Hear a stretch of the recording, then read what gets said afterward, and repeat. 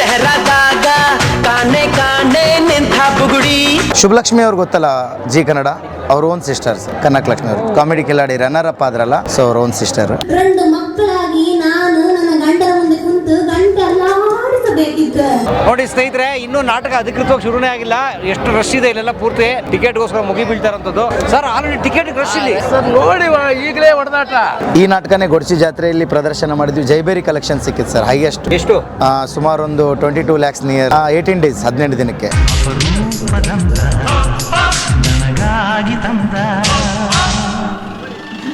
ಇಲ್ಲಿ ಬಂದು ಕ್ಯಾಂಪ್ ಹಾಕಕ್ಕೆ ನೀವೇನಾದ್ರು ಫೀಸ್ ಕಟ್ಟಬೇಕಾದ್ರೆ ಜಾಗಕ್ಕೆ? ಸರ್ ಜಾಗ ಬಾಡಿಗೆ ದೊಡ್ಡ ಬಾಡಿಗೆ ಇರ್ತವೆ. ಆಮೇಲೆ ಪಂಚಾಯತಿಗೆ 1,25,000 ಮಾಡ್ಯಾರ NOCಗೆ ಸರಿ. ಹೌದು, ಇಲ್ಲ ಮತ್ತೆ ಎಲ್ಲ ದೊಡ್ಡ ಕಲೆಕ್ಷನ್ ಆಗಲ್ಲಿ ದೊಡ್ಡ ಖರ್ಚು ಇರೋದಲ್ಲ ಸರ್. ಆಮೇಲೆ ಕರೆಂಟ್ ತಗೋಬೇಕು, ನೀವು ಕರೆಂಟ್ ತಗೋಬೇಕು, ಎಲ್ಲ ಥಿಯೇಟ್ರ್ ಹಾಕೋದು ಒಂದು 10 ಲಕ್ಷ ಬರ್ತದೆ. ಯಪ್ಪ. ಆಮೇಲೆ ಈ ಶೀಟು ತಗೊಂಡು ನೀವು ಇಟ್ಕೊಂಡಿರ್ತೀರ, ನಿಮ್ಮ ಹತ್ರ ಇರುತ್ತಾ? ನಮ್ದೇ ಅದು ಸ್ವಂತ ಇರ್ತವೆ. A to Z ಮಟೀರಿಯಲ್ ಸ್ವಂತ. ಬಾಡಿಗೆ ಹಾಕೊಂಡು ಓಡಾಡ್ತೀರಾ ಅಲ್ಲಿ? ಸರ್ ಓಡಾಡ್ತೀವಿ. ಯಪ್ಪ, ಇದು ಒಳ್ಳೆ ಕಲೆಕ್ಷನ್ ಆಗುತ್ತೆ ಸರ್. ಅಂದರೆ ಈ ರೂಟು ಮೇನ್ ಬೋರ್ಡ್ ಇದೆ, ಈ ರೂಟು ಇದೆ, ಹಾಗಾಗಿ ಅವರು ನಾಟಕನೂ ಕೊಡ್ತಾರೆ. ಒಳ್ಳೆ ಕಲೆಕ್ಷನ್ ಆಗುತ್ತೆ ಪ್ರತಿ ವರ್ಷ ಇದು. ಇದು ಹೊಸ್ದಾಗಿ ಬಂದಿದೆ ಸರ್. ಇದು ಈ ಕಡೆ ಧೂಳು ಎಬ್ಸ್ಯಾಳ ಏನೋ ಹೆಸರು ಇತ್ತಲ್ಲ ಸರ್, ಹುಬ್ಬ ಹಾರ್ಸ್ಯಾಳ ಜಾತ್ರೆಗ ಧೂಳು ಎಬ್ಸ್ಯಾಳ. ಜಾತ್ರೆಗೆ ಧೂಳು ಎಬ್ಸೋ ನಾಟಕ ಆಗಿದ್ದು ಸೂಪರ್. ಘನಮಠೇಶ್ವರ ನಾಟ್ಯ ಸಂಘ ಕುಂಟೋಜಿ ನೋಡಿ ಸರ್, ಅವಂದು ನೋಡಿ, ಎಲ್ಲಿ ನೋಡಿ. ಯಾರು ನಿಮ್ಮ ಶಿಷ್ಯ? ಹಾಂ, ನನ್ಗಿಂತ ಜೋರಾಗಿರ್ತಾನೆ. ಭಯಂಕರ ಅಬ್ರ ಮಾಡ್ತಾರಲ್ಲ. ಇಷ್ಟು ಒಂದೇ ಕಂಪ್ನಿ ಇದು ಒಂದೇ ಗುರು ಹೊಳೆ ಹುಚ್ಚೇಶ್ವರ ನಾಟ್ಯ ಸಂಘ ಕಮತಗಿ. ಮಾಲಕರು ಪಾಪು Kallur. Okay sir, already ticket rush ಇಲ್ಲಿ ಸರ್ ನೋಡಿ, ಈಗಲೇ ಹೊಡೆದಾಟ. ಇನ್ನೂ ಅಫಿಷಿಯಲ್ ಆಗಿ ಶುರುನೇ ಆಗಿಲ್ಲ. ಒಂದು ನಿಮಿಷ ಇರಲಿ ಸ್ವಲ್ಪ ಸರ್ ಭೇಟಿ ಆಗ್ತೀನಿ ಸರ್. ನಮಸ್ತೆ ಸರ್. ಹೌದು ಸರ್. ಚಲೋ ಮಾಡ್ತೀರಿ ಸರ್. Thank you sir. ಧನ್ಯವಾದ ಸರ್. ನೋಡಿ ಸ್ನೇಹಿತರೆ, ಇನ್ನೂ ನಾಟಕ ಅಧಿಕೃತವಾಗಿ ಶುರುನೇ ಆಗಿಲ್ಲ. ಎಷ್ಟು ರಶ್ ಇದೆ ಇಲ್ಲೆಲ್ಲ, ಪೂರ್ತಿ ನಾಟಕ ನೋಡೋಕೆ ಆಲ್ರೆಡಿ ಜನ ಟಿಕೆಟ್ಗೋಸ್ಕರ ಮುಗಿ ಬೀಳ್ತಾರಂಥದ್ದು. ಈ ನಾಟಕಕ್ಕೆ ತುಂಬ ಕ್ರೇಜ್ ಇದೆ. ಹುಡುಗಿ ಕತ್ತಲ್ದಾಗ, ಹುಡುಗ ನೀ ಹಿತ್ತಲ್ದಾಗ ನಾಟಕಕ್ಕೆ. ಆರಾಮದೇನು ಸಹೋದರಿ? ಪರಮೇಶ್ವರ್ ಸರ್ ಅಂತ. ಇದೆಲ್ಲ ವೆಹಿಕಲ್ ಒಳಗೆ ಹೋಗಕ್ಕೆ ದಾರಿ ಸರ್ ಇದು. ಹಿಂದ್ಗಡೆ ರೂಟಿಗೆ ಹೋಗ್ಬಿಡೋಣ ನಾಟಕ ಒಳಗಡೆಗೆ. ಇಲ್ಲಿ ವೆಹಿಕಲ್ ಏನು ಮಾಡ್ತಾರೆ, ಹಿಂಗೆ ಹೋಯ್ತಾರೆ ಸರ್ ಕೂತು. ಹೌದಾ? ವೆಹಿಕಲ್ ಹಿಂಗೆ ಬರುತ್ತೆ, ಟ್ರ್ಯಾಕ್ಟರ್ ಬರುತ್ತೆ. ಬರ್ರಿ ಇಲ್ಲಿ ಸ್ಟೇಜ್ ಮೇಲೆ. ಹಾಂ ಸರ್.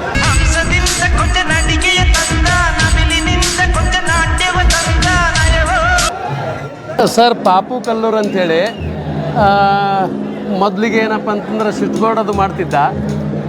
ಸ್ವಿಚ್ ಬೋರ್ಡ್ ಲೈನ್ ಇದು ಸೌಂಡ್ ಸಿಸ್ಟಮ್ ಮಾಡ್ತಿದ್ದ.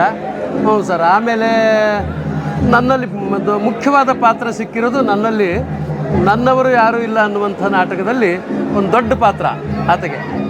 ಆದರೆ ಅದನ್ನು ಒಳ್ಳೆ ಪಾತ್ರ ಮಾಡಿಬಿಟ್ಟ. ಅಲ್ಲಿಂದ ಏನು ನಟನೆಗೆ ಸಿಕ್ಕಂಡ ಏನು ತೊಂದರೆ ಇಲ್ಲ. ಆಮೇಲೆ ನನ್ನ ಕಂಪ್ನಿ ವಿಶ್ವಜ್ಯೋತಿ ಶ್ರೀ ಪಂಚಾಕ್ಷರ ನಾಟ್ಯ ಸಂಘ ಜೇವರ್ಗಿ ಎನ್ನುವಂಥದ್ದು 11 ವರ್ಷಗಳ ಕಾಲ ನಿರಂತರ ನಡೆಸ್ಕೊಂಡು ಹೋದರೆ ಏನು ನಾವು ಸಜೆಷನ್ ಮಾಡ್ತೀವಿ ಆ ರೀತಿಯಾಗಿ ಮಾಡ್ದೆ. ನೆಕ್ಸ್ಟ್ ಈಗ ಏನಪ್ಪ ಅಂತಂದ್ರೆ ಕಂಪ್ನಿ ಮಾಡಿದ ಮೇಲೆ ನನಗಿಂತಲೂ ಒಂದು 4 ಹೆಜ್ಜೆ ಮುಂದದನ್ ಸರ್. ಸಂತೋಷ ಆಗ್ತದಲ್ಲ ಸರ್. ನೋಡಿ, ನಿಮಗೆ ಜಲಸು ಹೊಟ್ಟೆ ಉರಿ ಆಗ್ತಾರೆ, ಖುಷಿ ಆಗ್ತದೆ. ಹೆಂಗೆ ಹೊಟ್ಟೆ ಉರಿ ಆಗ್ತದೆ? ಸೋದರ ಅಳಿಯ, ಸ್ವಂತ ಮಾವ. ಹೆಂಗೆ ಹೊಟ್ಟೆ ಉರಿ ಆಗುತ್ತೆ ಸರ್? ಈಗ ನಮ್ಮಲ್ಲಿ ಬೆಳೆದಂಥ ಕಲಾವಿದರಾಗಲಿ ಎಲ್ಲೇ ಹೋಗಿ ಮೇಲೆ ಹೋಗ್ತಾರಂತಂದ್ರೆ ಸಂತೋಷ ಅಲ್ಲ ಸರ್. ನಮ್ಮಲ್ಲಿ ಜನನೇ ಮಾತಾಡ್ತಾರೆ, ನಾವು ಹೇಳೋದು ಬೇಡ. ಈಗ ಅವನಿಗೆ ಅಂತಾರೆ, ಇಷ್ಟೆಲ್ಲ ಏನು ನಾಟಕ ಕಂಪ್ನಿಯಲ್ಲಿ ಇಷ್ಟು ಮುಂದುವರೆದ, ಅವ ಯಾರು ಶಿಷ್ಯ ಅದನ್ರಿ? ಜೇವರ್ಗಿ ರಾಜನ ಶಿಷ್ಯ ಅದಾನೆ. ಗುರುಗಳಿಗೆ ಹೆಸರು ಬರ್ತಾ ಇದೆ ಹಂಗೆ. ಮತ್ತೆ ಸರ್ ಹೇಳಿ ತಮ್ಮ ಪರಿಚಯ.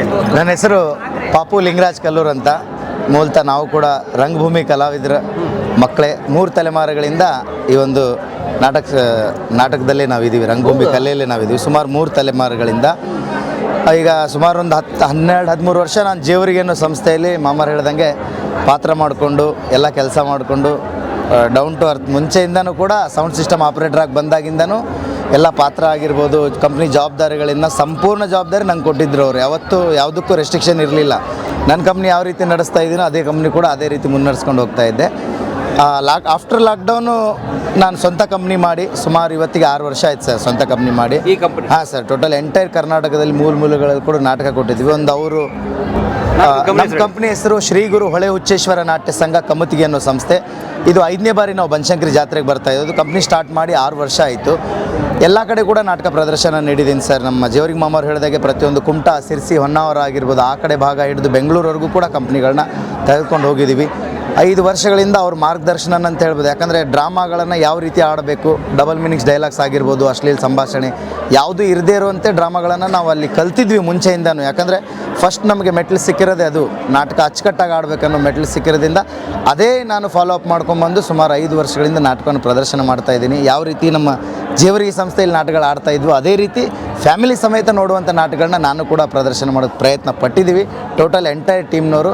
ಸೊ ಅದಕ್ಕೆ ಯಶಸ್ಸು ಸಿಕ್ಕಿದೆ, ಅದೆಲ್ಲ ನಮ್ಮ ಗುರುಗಳ ಆಶೀರ್ವಾದ. ಈ ಒಂದು ನಾನು ಒಬ್ಬ ಆರ್ಟಿಸ್ಟ್ ಮಕ್ಕಳಾದರೂ ಕೂಡ ಈ ಫೀಲ್ಡಿಂದ ದೂರ ಇದ್ದೆ ಸರ್. ಎಲೆಕ್ಟ್ರಿಷಿಯನ್ ಆಗಿ ಬೆಂಗಳೂರಲ್ಲಿ ವರ್ಕ್ ಮಾಡ್ತಾ ಇದ್ದೆ. ಅದಾದ ಬಳಿಕ ಅನ್ಫಾರ್ಚುನೇಟ್ಲಿ ನಾನು ಬರಬೇಕಾಯ್ತು ಕಂಪ್ನಿಗೆ. ಯಾವುದೋ ಒಂದು ಎಷ್ಟು ವರ್ಷ ಆಯ್ತು ನೀವು ಕಂಪ್ನಿಗೆ ಮತ್ತೆ ಕನೆಕ್ಟ್ ಆಗಿ? ನಾನು ಸುಮಾರು 13 ವರ್ಷ ಮೇಲಾಯ್ತು ಸರ್. 2013 ನಿಯರ್ ಬೈ 17 ಇಯರ್ಸ್, 2010 16 ವರ್ಷ ಆಯ್ತು ಸರ್ ನಾನು ಬಂದಿದ್ದು. ಮೈಸೂರು ಕ್ಯಾಂಪಿಗೆ ಬಂದಿರೋದು ಫಸ್ಟು. 16 ವರ್ಷ ಆಯಿತು. ನಟ ಆಗಲ್ಲ? ಇಲ್ಲ ಸರ್, ಸೌಂಡ್ ಆಪ್ರೇಟರ್ ಆಗಿ ಸ್ವಿಚ್ ಬೋರ್ಡ್ ಮಾಡ್ಕೊಂಡು ಬಂದವನು. ಅಲ್ಲಿಂದನೇ ಸ್ಟಾರ್ಟ್ ಮಾಡಿದೆ ಸರ್. ಜೇವರ್ಗಿ ಸಂಸ್ಥೆಯಿಂದನೇ ಪಾತ್ರ ಕಲಿಯೋಕ್ಕೆ ಸ್ಟಾರ್ಟ್ ಮಾಡಿದೆ. ಮಾಮರ ಡೈರೆಕ್ಷನಲ್ಲಿ ಸುಮಾರು ಎಲ್ಲ ಹೊಸ ನಾಟಕಗಳು ಕೂಡ ಹೀರೋ ಕ್ಯಾರೆಕ್ಟರ್ಗಳು ನಾನೇ ಮಾಡಿದ್ದೀನಿ ನಮ್ಮ ಜೇವರ್ಗಿ ಸಂಸ್ಥೆಯಲ್ಲಿ. ಅದಾದ ಬಳಿಕ ಸ್ವಂತ ಸಂಸ್ಥೆ ಕಟ್ಟಿ 6 ವರ್ಷದಿಂದ ಈಗ ನವೆಂಬರ್ಗೆ 6 ವರ್ಷ ಆಯ್ತು ಸರ್ ನಮ್ಮ ಸಂಸ್ಥೆ ಸ್ಟಾರ್ಟ್ ಆಗಿ. ಈಗ ಬನಶಂಕರಿ ಜಾತ್ರೆಯಲ್ಲಿ ಹುಡುಗಿ ಕತ್ತಲ್ದಾಗ ಹುಡುಗನಿ ಹಿತ್ತಲ್ದಾಗ ಅನ್ನೋ ಒಂದು ಹಾಸ್ಯಭರಿತ ನಾಟಕವನ್ನು ಪ್ರದರ್ಶನ ಮಾಡ್ತಾ ಇದ್ವಿ. ಇವತ್ತೇ ಸ್ಟಾರ್ಟ್ ಮಾಡಿದ್ವಿ. ಒಳ್ಳೆ ರೆಸ್ಪಾನ್ಸ್ ಇದೆ ಪಬ್ಲಿಕ್ದು ಕೂಡ. ಈ ನಾಟಕನೇ ಗೊಡ್ಚಿ ಜಾತ್ರೆಯಲ್ಲಿ ಪ್ರದರ್ಶನ ಮಾಡಿದ್ವಿ. ಜೈಬೇರಿ ಕಲೆಕ್ಷನ್ ಸಿಕ್ಕಿತ್ತು ಸರ್, ಹೈಯೆಸ್ಟ್. ಎಷ್ಟು? ಸುಮಾರು ಒಂದು 22 lakhs near sir, highest. 18 days, 18 ದಿನಕ್ಕೆ. ಇಷ್ಟು ದೊಡ್ಡ ಜಾತ್ರೆ ಇಲ್ಲ ಗೊಡ್ಚಿ ಜಾತ್ರೆ. ಒಂದು 6 ಕಂಪ್ನಿ ಬಂದಿತ್ತು. ಹೈಯೆಸ್ಟ್ ಕಲೆಕ್ಷನ್, ನಂಬರ್ 1 ಕಲೆಕ್ಷನ್ ಸಿಕ್ಕಿತ್ತು ಈ ನಾಟಕಕ್ಕೆ. ಸೊ ಆ ನಾಟಕನೇ ಕಂಟಿನ್ಯೂಸ್ ಆಗಿ ಇಲ್ಲಿ ಮಾಡ್ತಾ ಇದ್ವಿ. ಲಾಸ್ಟ್ ಟೈಮ್ ಮೈಲಾರ್ ಜಾತ್ರೆಯಲ್ಲೂ ಕೂಡ ಈ ನಾಟಕ ಬಂಪರ್ ಕಲೆಕ್ಷನ್ ಕೊಟ್ಟಿದೆ ಸರ್. ನಾವು ಪ್ರತಿ ವರ್ಷ ಈ ನಾಟಕದಲ್ಲಿ ಏನು ಟಾರ್ಗೆಟ್ ಇಂದ ಈ ಕ್ಯಾಂಪಲ್ಲಿ ನೋಡ್ಬೇಕು ಸರ್, ಆಶೀರ್ವಾದ ಇದೆ. ಟಾರ್ಗೆಟ್ ಸುಮಾರಿದೆ. ಕೋಟಿ ದಾಟ್ತೀರಿ? ಇಲ್ಲ ಸರ್, ಮನುಷ್ಯನಿಗೆ ಆಸೆ ಇರುತ್ತೆ. ದೇವ್ರ ಆಶೀರ್ವಾದ ಎಷ್ಟು ಕೊಡ್ತಾನೆ ಅಷ್ಟು ಸ್ವೀಕಾರ ಮಾಡೋದು. ಪ್ರತಿ ವರ್ಷಕ್ಕಿಂತ ಈ ವರ್ಷ ಒಂಚೂರು ಜಾಸ್ತಿ ಆಗ್ಬೋದು ಅನ್ನೋ ನನ್ನನ್ನು ಕ್ರಾಸ್ ಮಾಡಿ ಫುಲ್ ಹೋಗಿಬಿಟ್ಟ. ನಾನು ಫ್ಲಾಪಲ್ಲಿ ಇಲ್ಲ ಸರ್, ಕಂಟಿನ್ಯೂಸ್ 3 ವರ್ಷದಿಂದ ಹೋಗ್ತಾ ಇದ್ನಲ್ಲ. ಸೊ ಆಡಿಯನ್ಸ್ ಎಲ್ಲ ಮುಂಚೆಯಿಂದ ಕಂಪ್ನಿ ಫಾಲೋ ಅಪ್ ಇದ್ರು. ಸೊ ಡ್ರಾಮಾನು ಇಷ್ಟ ಆಯ್ತು ಅಂತ ಹೇಳ್ಬಿಟ್ಟು ಅಲ್ಲಿ ಒಂದು ಸೈಡ್ ಆಯ್ತು ಸರ್ ಡ್ರಾಮಾ. ಆದರೆ ನೋಡಿ, ಈ ಯಶಸ್ಸು ಸುಮ್ಮನೆ ಸಿಕ್ಕಿದ್ದ? ಇದ್ರ ಹಿಂದೆ ಎಷ್ಟೋ ಹೋರಾಟ, ಸವಾಲು, ಏಳು ಬೀಳೆಲ್ಲ ಇರ್ತವೆ. ಇದೆ ಸರ್, ಸಿಕ್ಕಾಪಟ್ಟೆ ಕಷ್ಟಪಟ್ಟಿದ್ದೀವಿ. ಒಂದು ಅಲ್ಲೂ ಕೂಡ ಯಾವ ಗೆಸ್ಟ್ ಆರ್ಟಿಸ್ಟ್ ಇಲ್ಲದೇನೆ ಈಗ ಹಿಂದಿನ ಕ್ಯಾಂಪ್ಗಳಲ್ಲಿ, ಈಗ ಇಲ್ಲೂ ಕೂಡ ಏನಪ್ಪ ಅಂತಂದ್ರೆ ಅವನ ಹತ್ರ ಯಾರೂ ಗೆಸ್ಟ್ ಇಲ್ಲ ಸರ್. ಸಿನಿಮಾ ಟಿವಿ ಇಲ್ಲ ಸರ್, ಇಲ್ಲ. ಓನ್ಲಿ ರಂಗಭೂಮಿ ಕಲಾವಿದರು ಮಾತ್ರ ಇರೋದು. ಇದ್ದಾರೆ. ಆದರೆ ಹೈಯೆಸ್ಟ್ ಕಲೆಕ್ಷನ್ ತಗೊತಾನೆ ಇಲ್ಲಿ ಅನ್ನೋ ನಂಬಿಕೆ 100% ನನಗಿದೆ ಸರ್. ಡ್ರಾಮಾ ತುಂಬ ಅಚ್ಚುಕಟ್ಟಾಗಿದೆ ಸರ್ ನಮ್ಮ ಕಂಪ್ನಿ ಡ್ರಾಮಾಸು. ಪ್ರತಿಯೊಂದರಲ್ಲೂ ಕೂಡ ವೆಹಿಕಲ್ಸ್ಗಳನ್ನ ನಾವು ನೋಡಿರ್ಬೋದು. ಜಿಪ್ಸಿ ಆಗಿರ್ಬೋದು, ಟ್ಯಾಕ್ಟರ್ ಬರುತ್ತೆ, ಸ್ಕೂಟಿಗಳು ಬರುತ್ತೆ, ವೇದಿಕೆ ಮೇಲೆ ಬರುತ್ತೆ ಸರ್. ಆಮೇಲೆ ಪ್ರೊಜೆಕ್ಟರ್ಗಳನ್ನ ಯೂಸ್ ಮಾಡಿದ್ದೀವಿ. ಆಮೇಲೆ ಪ್ರತಿಯೊಂದು ಸೀನಿಗೂ ಸೆಟಪ್ಗಳು ಚೇಂಜ್ ಆಗ್ತಾ ಇರುತ್ತೆ. ಪ್ರತಿಯೊಂದು ಸೀನಿಗೂ ಡಿಫ್ರೆಂಟ್ ಆಗಿದೆ ಸರ್ ಡ್ರಾಮಾ. ತುಂಬ ಎಂಟ್ರೆನ್ಸ್ ಸೀನಿಗೆ ಜೈಲ್ ಸೀನ್ ಆಗಿರ್ಬೋದು, ಅದಾದಮೇಲೆ ದೇವಸ್ಥಾನದ ಸನ್ನಿವೇಶ ಬರುತ್ತೆ. ಪ್ರತಿಯೊಂದು ಕೂಡ ಡಿಫ್ರೆಂಟ್. ಬ್ಯಾಕ್ ಸ್ಟೇಜಲ್ಲಿ ರಸ್ತಾ ಕಾಮಿಡಿ ನಡಿಬೇಕಾದ್ರೆ ಬ್ಯಾಕ್ ಸ್ಟೇಜಲ್ಲಿ ಸ್ಟೇಜ್ ಚೇಂಜ್ ಆಗ್ತಾ ಇರುತ್ತೆ ಸರ್ ಪ್ರತಿಯೊಂದು ಹಂತದಲ್ಲೂ ಕೂಡ. ಅದು ಹಿಂದೆ ಇತ್ತು ಸರ್. ಹಿಂದೆ ಏನಂತಂದರೆ ಈ ರಸ್ತಾ ಸೀನ್ ಮಾಡಿರೋದೇ ಕಾಮಿಡಿ ಸಲುವಾಗಿ, ಹಿಂದೆ ಜೋಡಿಸ್ಕೊಳ್ಳೋ ಸಲುವಾಗಿ. ಅಂದರೆ 6ರಿಂದ 8 ವರ್ಕರ್ ಹಿಂದೆ ಕೆಲಸ ಮಾಡ್ತಿದ್ರು. ಅದು ರೆಡಿ ಆದ ಕೂಡಲೇ ಹಿಂದೆ ಮಾಡ್ತಿದ್ರು, ಆ ಸೀನ್ ಬರ್ತಿತ್ತು. ಬಟ್ ಊಟಕ್ಕೆ ಉಪ್ಪಿನಕಾಯಿ ಹಾಗೆ ಏನಪ್ಪ ಅಂದ್ರೆ ಕಾಮಿಡಿ ಇರ್ತಿತ್ತು, ಸ್ಟೋರಿ ಮುಖ್ಯವಾಗಿರ್ತಿತ್ತು. ಆದರೆ ಅದನ್ನು ಇವತ್ತು ನಮ್ಗೆ ಮಾಡೋಕ್ಕೆ ಸಾಧ್ಯ ಇಲ್ಲ. ನಮ್ಗೆ ಒಂದೇ ಪರ್ಮನೆಂಟ್ ಅದನ್ನು ಮಾಡ್ತೀವಿ. ಆದರೆ ಆ ಹಿಂದಿಂದ ಏನಾದರೂ ಉಳಿಸ್ಕೊಂಡು ಬಂದಾನಂತಂದ್ರೆ ಪಾಪು ಕಲ್ಲೂರು ಅಂತ ಹೇಳೋದು ಇಷ್ಟಪಡ್ತೀನಿ. ವಾವ್, ಎಷ್ಟು ತಮಗೆ ಸರ್? ನನಗೀಗ 35 ಸರ್, 35 ವರ್ಷ. ಎಷ್ಟು ಜೀವನ ಅನುಭವ ತಮ್ಮ ಶಿಕ್ಷಣ ಕೇಳ್ಬೋದಾ ಸರ್? ಸೆಕೆಂಡ್ PUC ಮಾಡಿದ್ದೀನಿ ಆರ್ಟ್ಸಲ್ಲಿ. ಅದಾದ ತಕ್ಷಣ ಒಂದು 3 ವರ್ಷ ಬೆಂಗಳೂರಲ್ಲಿ ಎಲೆಕ್ಟ್ರಿಷಿಯನ್ ವರ್ಕ್ ಮಾಡಿದೆ. ಅಪಾರ್ಟ್ಮೆಂಟ್ ಹೌಸ್ ವೈರಿಂಗ್ ಮಾಡ್ತಿದ್ದೆ. ಸೊ ಅದರಲ್ಲಿ ಜಾಸ್ತಿ ಇತ್ತು ನನಗೆ ಮೈಂಡು, ಸೌಂಡ್ ಬಗ್ಗೆ, ಲೈಟಿಂಗ್ಸ್ ಬಗ್ಗೆ. ಅದರಲ್ಲೇ ಕಂಟಿನ್ಯೂಸ್ ಆಗಿ ಮಾಡಿ ತದನಂತರ ರಂಗಭೂಮಿಗೆ ಬಂದೆ ಸರ್. ತಂದೆ ತಾಯಿ ಕೂಡ ಕಲಾವಿದರು. ನಮ್ಮ ಅಜ್ಜಿನ 9 ಜನ ಮಕ್ಕಳು, 9 ಜನ ಕೂಡ ರಂಗಭೂಮಿ ಕಲಾವಿದರೆ. ನಮ್ಮ ಅಜ್ಜಿ ಕೂಡ ಕಲಾವಿದರೆ. ನಮ್ಮ ತಂದೆಯವರು ಲಿಂಗರಾಜ್ ಕಲ್ಲೂರು ಅಂತ ಹೇಳ್ಬಿಟ್ಟು, ತಾಯಿ ಬೇಬಿ ಕಲ್ಲೂರು ಅಂತ ಹೇಳ್ಬಿಟ್ಟು. ಎಲ್ಲರೂ ನಮ್ಮ ಬ್ರದರ್ ಕೂಡ ಈ ಕಂಪ್ನಿಯಲ್ಲಿ ಈಗ ಆಲ್ಮೋಸ್ಟ್ ಆಲ್ ನಮ್ಮ ಕಮ್ಮತ್ತಿಗೆ ಅನ್ನೋ ಟೀಮಲ್ಲಿ ಎಲ್ಲರೂ ಕೂಡ ಸಂಬಂಧಿಕರೇ ಇರೋದು. ಬನ್ನಿ ಬನ್ನಿ, ನಿಮ್ಮ ಗಂಡಲ್ಲ ಕರೆಸಿ. ನನ್ನ ಮಿಸ್ಸಸ್ ಸರ್ ಬಾ ಬನ್ನಿ ಬನ್ನಿ. ಬಾರಮ್ಮ ಬಾ ಇಲ್ಲಿ, ಬಾ ಇಲ್ಲಿ. ನೀ ಹೆಂಗ್ ದೂರ ನಿಂತ್ರೆ ಹೆಂಗೆ? ಬಾರಮ್ಮ ಬಾ ಇಲ್ಲಿ. ಆದರೆ ಒಂದು ಹೇಳ್ಬೇಕಂತಂದ್ರೆ ಬಿಗ್ ಫ್ಯಾನ್ ಆಫ್ ಯು.